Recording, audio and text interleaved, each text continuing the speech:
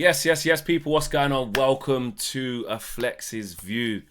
A little evening Flex's View, man. A little short, sharp, sweet thing. You know what I'm saying? To address my community. You know what I'm saying? We don't get to have these every day where it's just you and me. You and I. You know what I'm saying? So smash a like on the video, subscribe to the channel if you are new.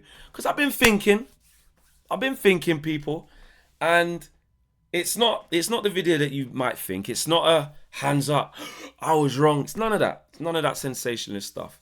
And I want you guys to get involved in this in the chat as well, by the way.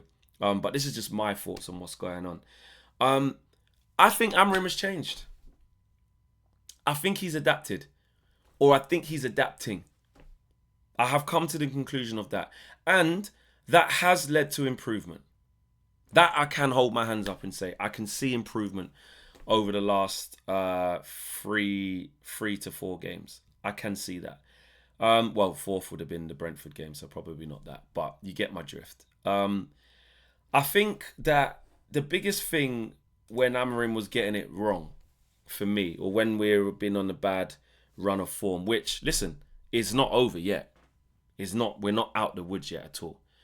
But in being positive, in talking about what I have seen differently, I have seen Amarim adapt. I think that big shift, although that it's like it might just be one thing, it's had such a massive impact.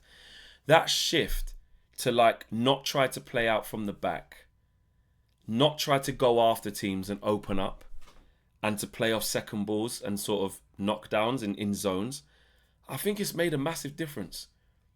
I think it's made a huge difference. Now, it's not the only thing, because listen, I know there's going to be people screaming at the screen right now saying, Amarim's just the same, it's you that are the problem, or people who don't believe in his methods or principles that are the problem. But I think that even if you've been calmly and firmly on the Amarim in train the whole time because you've been okay over there, that's no problem, that's fine. But even if you are, I think you still have to accept that he has changed some stuff. Like, we'll talk about the individuals and the players shortly, but he has changed stuff. Like when we were trying to play out from the back all the time, every single time, trying to play out from the back and inviting pressure onto ourselves, what was happening in those games? I'm not making it up. We've all been there. I've seen it. You've seen it. There were teams that were going 3 for 3. 3 for 3. Their front three were going high on our three centre-backs, and we weren't even able to string two passes together to get out of our half. Just by Amarim saying, you know what, and it did coincide with Lamens coming into it. I will talk about Lamens because he's been important as well. But it has coincided with, all of a sudden, do you know what? Go long. The Sunderland game was where it started from, guys. It's like after Brentford, he's gone, right, we're not playing out from the back. We're not inviting pressure onto ourselves. We're going to go long. We're going to go long. And actually, to my memory, someone helped me out, one of the scholars, and I was at the game as well. Were we going long against Brentford or was we going short? I don't think, if we were, it wasn't like it was against Sunderland. Sunderland was every single time go long. So I think we would have been talking about it more after the game against Brentford. That's why it's not really in my memory. So I'm going to stick with what I think it is. But someone let me know if I've misread it. I think the real switch was Sunderland, where we went long, right? And I'm talking about like every time go long, every goal kick, every pass back, don't try and pass out, go long. And what that did was allowed us to basically bypass midfield, bypass being pressed where we're not at that level yet or not quite ready yet to do it, and win knockdowns, and then go and show what we're capable of, because we have got a good front three, and I'll get to those in a minute. Then go and show what we're capable of in the final third, which worked against Sunderland. Look at what we did against Liverpool. My gosh, and that was without Sesko, even without Sesko. And that's how you know even more that it's a real ploy from Ruben Amorim. Even without Sesko, when we were like, he's dropped Sesko for the game at Anfield. You're playing Kuna up front. How are we going to go long now? But he still did go long. But what we were doing, and what I wasn't realising, and we wasn't realising at the time, maybe some of you was, is that the tactic was to still go long, but not try to win flick-ons and run in behind. It was to win the second ball and get the ball in the zones, in the sort of drop zones after a second contact or a second phase of play after the first initial contested or uncontested header. So against Liverpool, we did it perfectly, and Jamie Carragher highlighted it perfectly on Monday Night Football. He had loads of different examples of us going long, Mbeumo sort of jump in to put Van Dijk off, or Cunha jump in to put him off. Not really to win it, but to just put them off.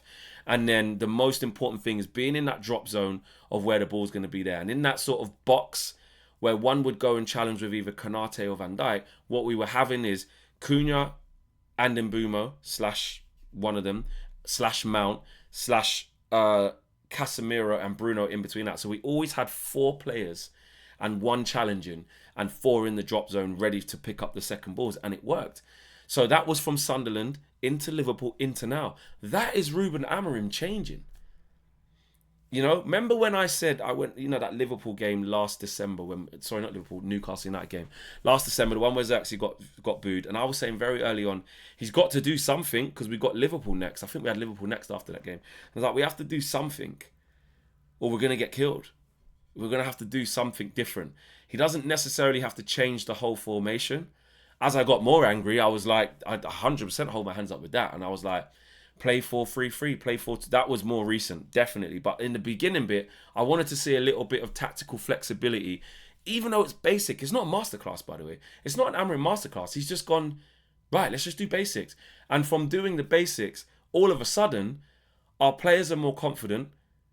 Our players are doing the other side of the basics well, like they're running harder, they're doing things with more intensity, they're not making as much mistakes, because I think he simplified it.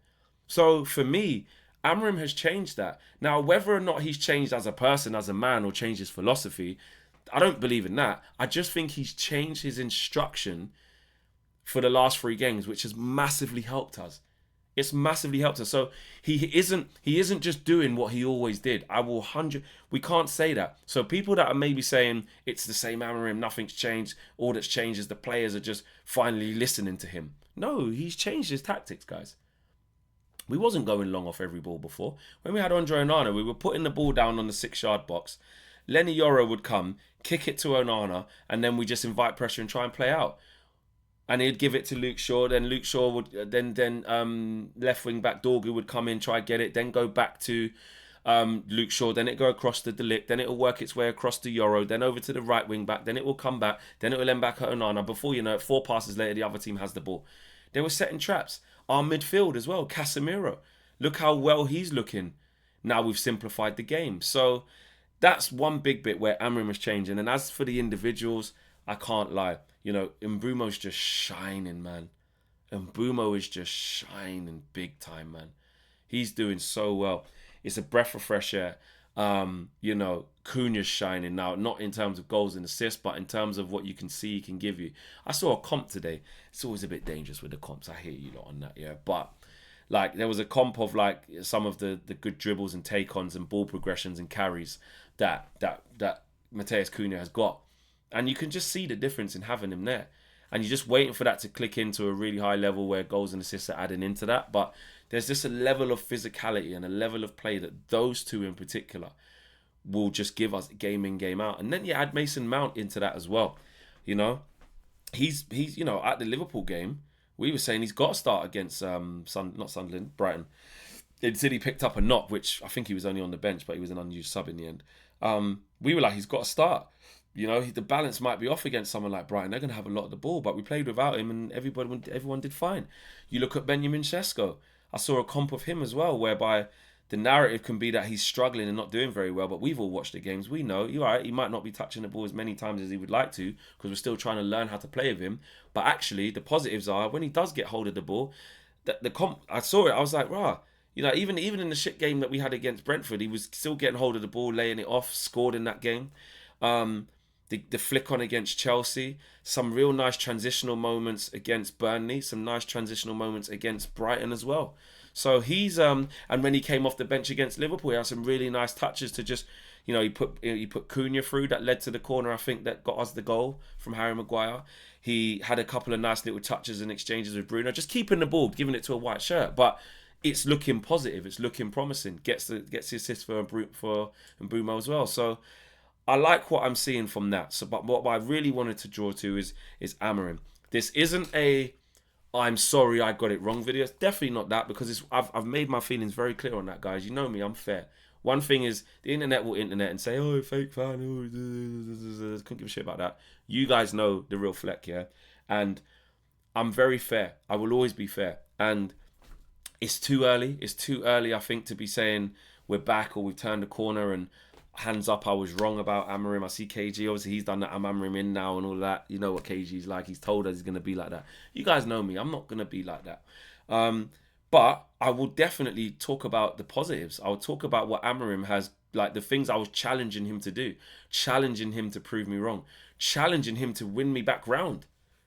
That's what I want. I don't want to have to get rid of Amarim. Do you know what I mean? I'm so glad we've won these games and everything's calmed down and we don't have to talk about imminent sackings because we've got time on our hands now because we've got 3 wins in a row. And long may it continue. We bring that into Forest and my God, if we can win that, we're 1 game away from 5 in a row for Frank. Do you know what I mean? So, listen, I'm liking what I'm seeing. I said before the game at Brighton, I was like, I feel confident. I feel like we're going to win. I didn't even think we'd be like 3-0 up. I said it would be tight, 2-1, but we're going to win. I just felt something different at the Liverpool game, and we brought that into Brighton. Now we need to bring that into Forest. Totally different set of demands, totally different set of instructions. Well, maybe hopefully the same instructions, go and do the same thing. It's not the same Nottingham Forest, so we've got a chance. We're confident. They are not confident. Yes, it's Sean Dyche. It's his first home game in the Premier League, but this version of Forest, we need to be looking at that and saying they're in a terrible spot. Let's go there, get the first goal. Go there, get the first goal and be confident. And I think we will do it. But it's still too early to be like apology videos or anything like that. I just want to highlight the positive things that Amarim's doing because I'm not too like blinkered or trying to be wrong and strong to like pick out the stuff that the manager's doing well, So I big up Amarim for that because I've wanted to see that for a long time. And he's seen it. He's adjusted it. He's brought in Lamans as well. And what I will also big up Amarim for and the recruitment team is that transfer window because all 4 signings so far have looked like they've really improved us, especially the 3 of Cunha and Bumo and Lamans, especially them 3. Seshko is a work in progress and he definitely has still improved us. So in fact, I'm going to add him in as well. They're at different rates and stuff, but they're all playing their part into improving the team just by having essentially we've got 4 new starters. 4 new starters, guys. That's coming up to nearly half the team. Nearly. Do you know what I'm saying? Give or take. So that's a positive. The fact that we brought in 4 players that are essentially starters. I know Sesko's in and out a little bit depending on the game, but essentially they're 4 starters. Laman's going to start every game from now on. Cunha and Mbeumo, when they're fit, will start. And Sesko, the more he goes and the more he gets to be the guy, we'll keep starting. There's only a few games like where Amarim wants to tweak it a little bit. Liverpool away, big game. He did start at City, to be fair to him. He might tweak it at Arsenal away or something, but by then he would have played a lot of games. So, yeah, he's in the groove, and now I think he goes on a decent run. So long may it continue, people. Long may it continue. Let me know what you think. Has Amarim changed? Am I wrong? Am I off it? Have I overshot the runway on this one? Has Amarim changed? Are some of you thinking, no, there's nothing changed. All that's changed is that, wow, he went route 1, long ball. What's he changed? You might think that. Or are you in the camp of he's the same? This was always going to happen and just the players understand him more. The only reason why I push back to that is because I can see there's a clear difference in how we're approaching in build-up. Then when we get the ball down, once we've got it, from going long initially, then we start to play, which is fine. That's his principles.